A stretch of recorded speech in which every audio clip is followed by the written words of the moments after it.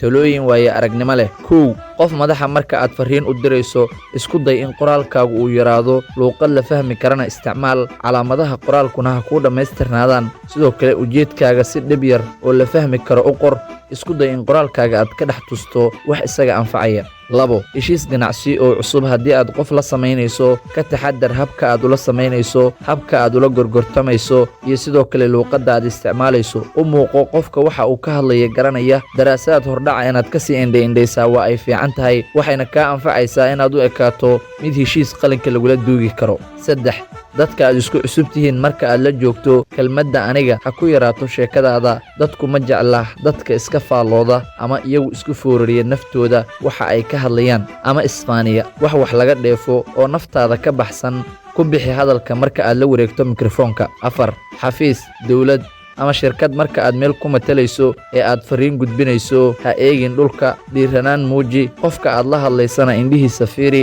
libiqsigu waa lagama maarmaan. 5 marka ay noqoto in laguu sheekeeyo dhegaysiga wanaagsan waxa uu qayb ka yahay isfahanka dhagahaaga iyo jirkaaga intiisa kaleba u janjeeri qofka aad sida qaaska ah adiga kula hadlaya taasina waa qayb ka mid ah ixtiraamka. asxaabta YouTube-ka uu cusub yahay hala booqdo subscribe-na hala dhaho.